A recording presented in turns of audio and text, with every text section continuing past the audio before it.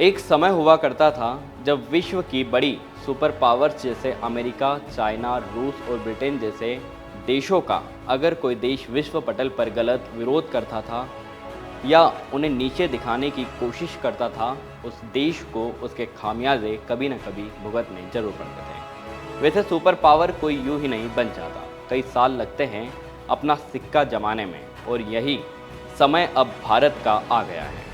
भारत की विश्वगुरु की बनती इमेज कई देशों के लिए आंख का कांटा जरूर बन रही है, और कुछ ऐसे भी देश हैं जो भारत को न पसंद करने वालों के इशारों पर चलते हैं।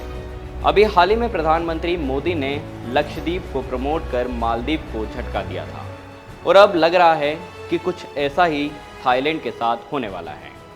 आज की रिपोर्ट में हम आपको बताएंगे कि क्यों थाईलैंड की राजदूत को WTO में भारत का विरोध करना पड़ा और उनको इसका क्या खामियाजा भुगतना पड़ा। नमस्कार, मैं दीपक विश्वकर्मा स्वागत करता हूं आपका UB न्यूज़ में, जहां हम न सिर्फ खबरें लाते हैं बल्कि उसका बारीक और सटीक विश्लेषण भी करते हैं।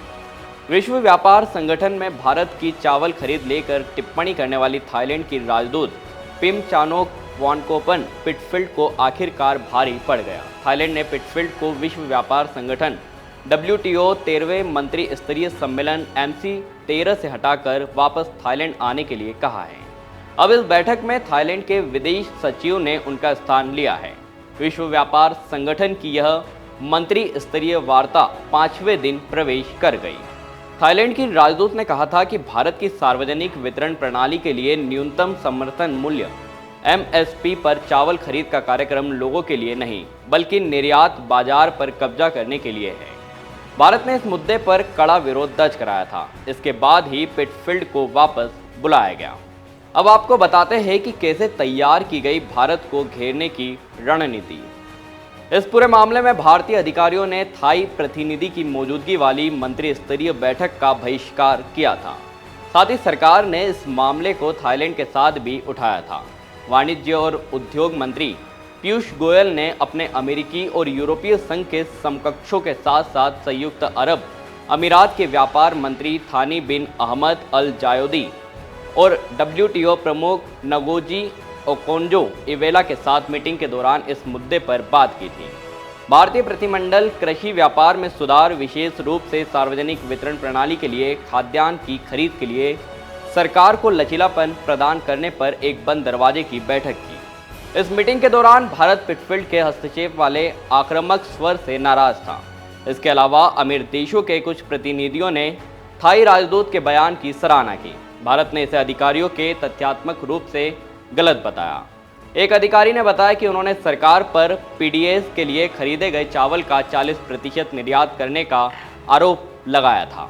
एक अन्य अधिकारी ने कहा, ऐसा प्रतीत होता है कि पूरा मामला कुछ विकसित देशों के साथ मिलकर रचा गया है। जिनेवा में WTO की बैठकों के दौरान कुछ देशों ने इसी तरह का शोर मचाया था। सरकार ने भी इसे एक कहानी बनाने के प्रयास के रूप में देखा। इसके अनुसार भारत की तरफ से ग्लोबल मार्केट में सब्सिडी वाले चावल की बाढ़ ला दी गई, जो ग्लोबल मार्केट नियमों के अनुरूप नहीं है। सरकारी अधिकारी के अनुसार हकीकत यह है कि उनके तथ्य गलत थे, क्योंकि सरकार खाद्य सुरक्षा प्रतिबद्धताओं को पूरा करने के लिए धान की उपज का केवल 40% ही खरीदती है। उन्होंने बताया कि बाकी हिस्से को सरकारी स्वामित्व वाली एजेंसियां नहीं खरीदती है। इसे भारत से बाजार कीमतों पर निर्यात किया जाता है। तो यह थी हमारी आज की एक खास रिपोर्ट। आपको हमारा कार्यक्रम कैसा लगा, अपने विचार हमसे जरूर साझा करें। अगर आपको यह वीडियो पसंद आए तो इसे लाइक, शेयर और सब्सक्राइब करना ना भूलें। UB न्यूज़ आपके लिए लाता रहेगा देश विदेश से जुड़ी ऐसी खबरें। तब तक के लिए धन्यवाद।